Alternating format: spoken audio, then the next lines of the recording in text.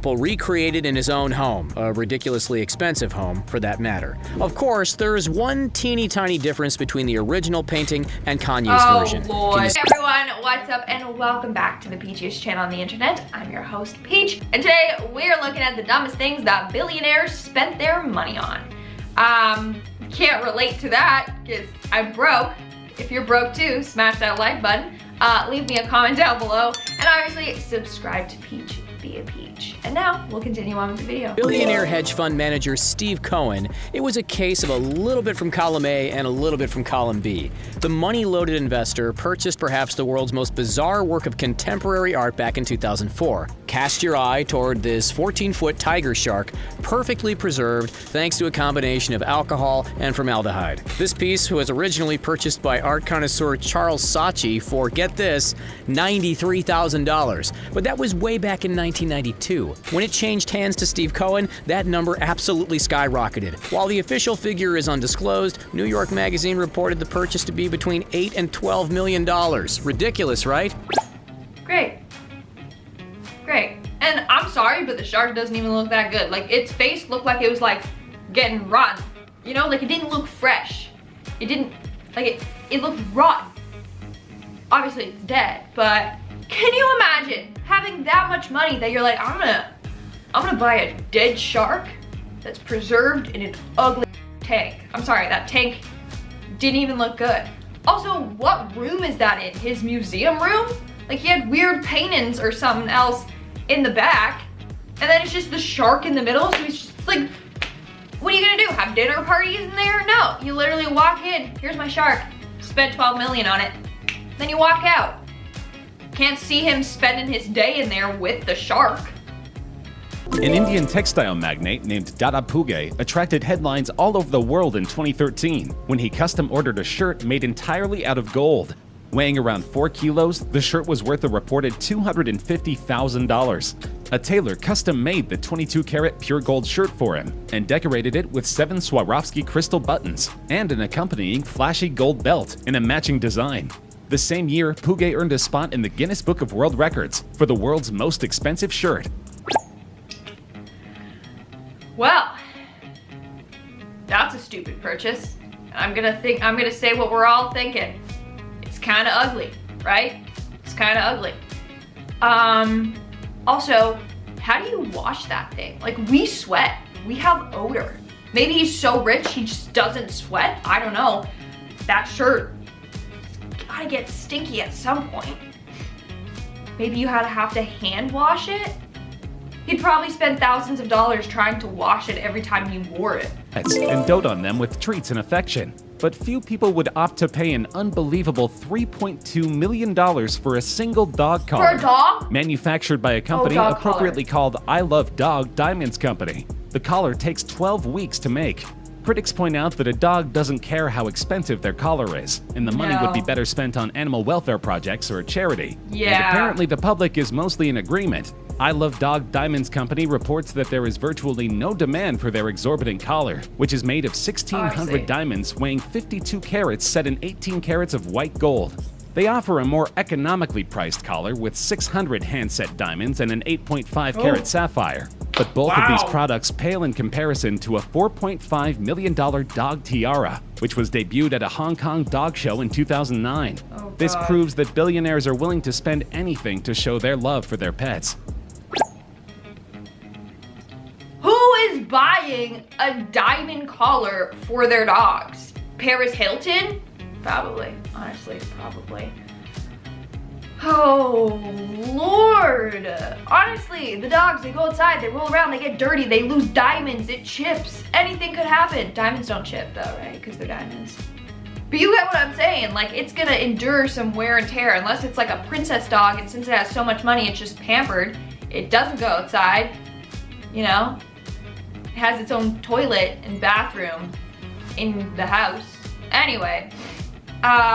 This is insane. The Black Diamond iPhone 5 functions exactly like a normal iPhone, except for it's coated in gold and diamonds, bringing its total cost to more than $15 million. Wow. Apparently, it took 9 weeks to recreate the chassis of the iPhone 5 in solid gold, and the complete handset has been finished by hand. The single, flawless, deep-cut black diamond weighs in at 26 carats and aptly replaces the home button of the smartphone. The chassis is inlaid with approximately 600 white diamonds, with full gold dressing on the back. It has about 135 grams of 24-karat gold and a sapphire glass set on the screen. The back also has the Apple logo, showing off 53 flawless diamonds. Needless to say, it's a statement piece for an ultra-rich buyer with no eye for subtlety. Needless to say, it's gonna be stupid when the newest iPhone comes out and then they're like, oh, don't have use for this anymore, and just like chucks it. Or like when you put a case on and it blocks all the diamonds and stuff, unless they get a case that is filled with diamonds as well. But if that's the case, if that's the case, why wouldn't they just have gotten a phone case that was expensive and not the actual phone? And if you don't have a phone case, we all know that like you drop it, you know, you throw it on your bed, it hits the bed, hits the wall, smashes on the floor, and then it breaks, and then you have a phone that's worth like millions of dollars smashed on the floor. This is stupid. This is so stupid. It looks cool. Not gonna lie, it looks really cool, but it's stupid. Philippe Grandmaster Chime 6300A set the world record for the most expensive watch in late 2019. It is the only one of its kind, and the highly mechanized watch demands a stunning $31 million price tag. The steel Grandmaster Chime went under the hammer after a 5-minute bidding war in a packed room of more than 300 people. Whoa. The watch beat the previous record, set by a Daytona Rolex that once belonged to Paul Newman. That piece fetched $17.8 million in 2017. The Patek Philippe has 4 spring barrels driving 20 complications, including a grande and petite sonnerie, a minute repeater, instantaneous perpetual calendar with a 4-digit year display, second time zone, day and night indicator, date indicator, month, leap year cycle, 4-digit year display, and 24-hour and minute sundial. Leap year cycle? In layman's terms, it's an extremely complicated watch with numerous hand-designed features that add to its value. There's no way that someone is using that watch and is like, let me see when the leap year is, or whatever the frick they were talking about, or let me just check the other time zone. You're not gonna use all the functions. You're gonna just try and read the time.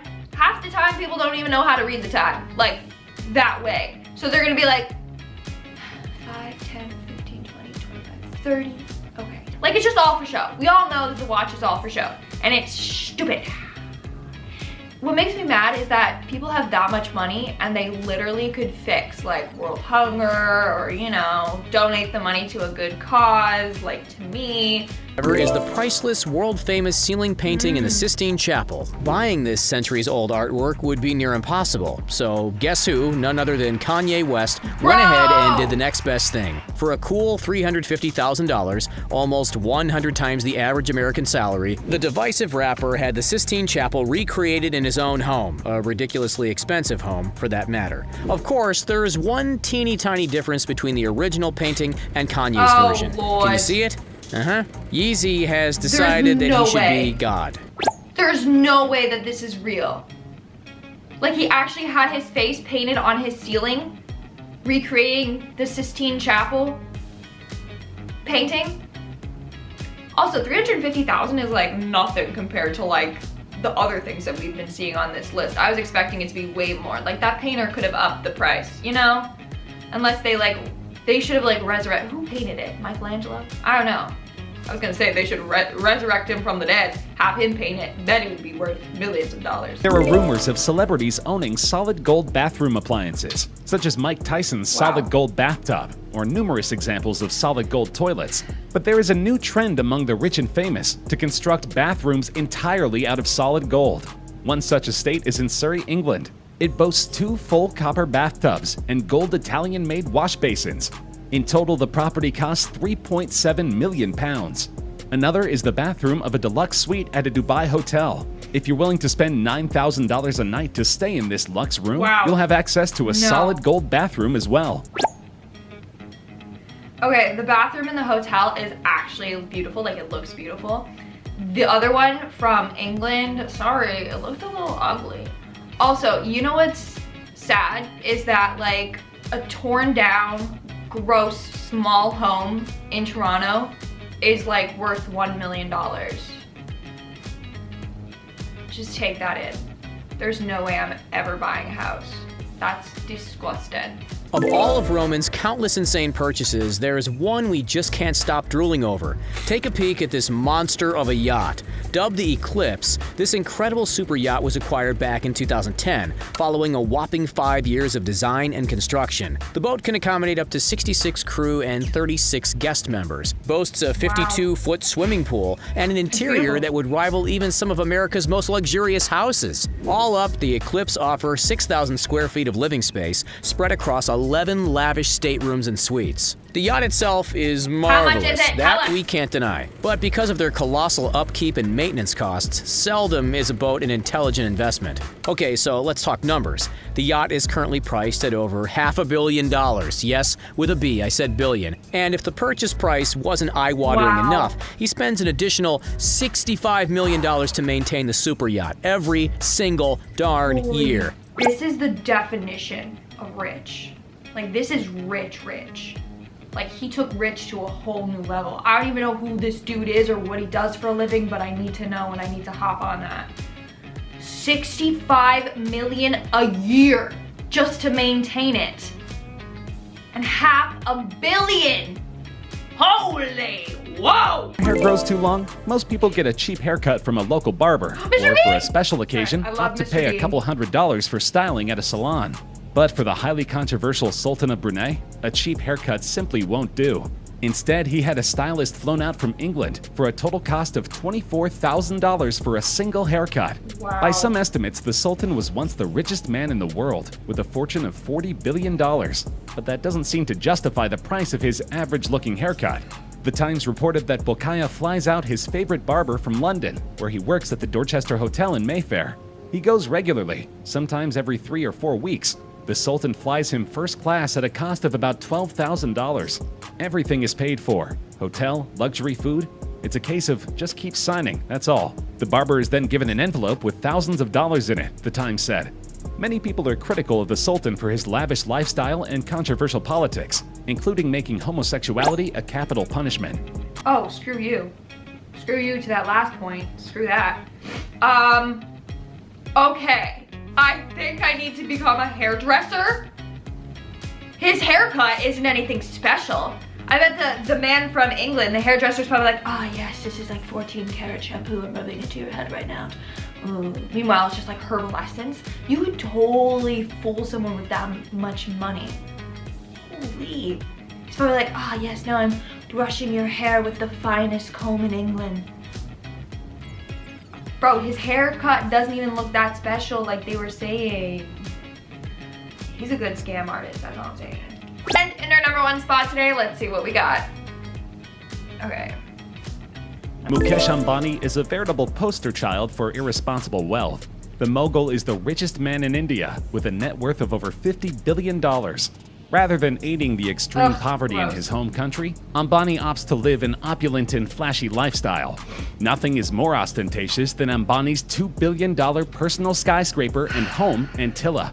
The 27-story house has 600 full-time staff to keep everything in working order.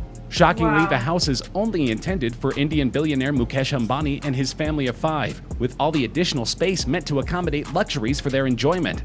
It is also placed in one of the poorest slums in Mumbai, stoking controversy over its cost and wastefulness, while Indian citizens starve mere feet away.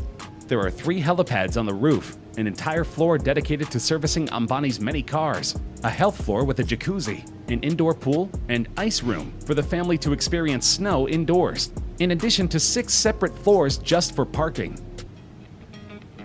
Holy! How many cars does he have if he needs 6 floors for parking?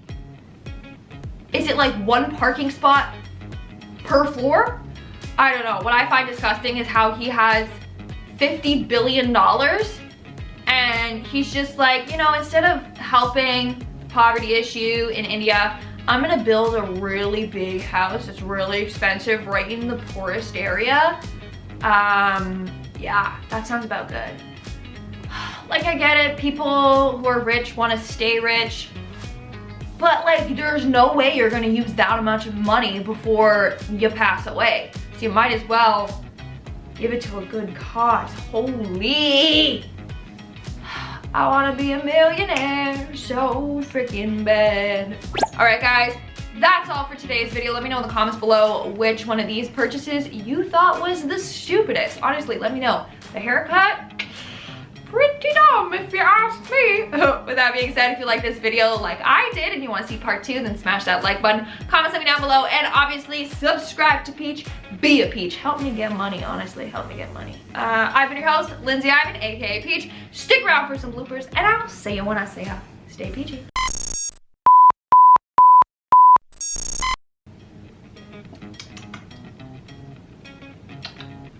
Good soup. If you guys know that reference, smash that like button. Gotta sneeze. Come on, come on, come on, come on. No, it's not coming. Damn it! But if that's the case, then why would they, but if there's no way that someone's just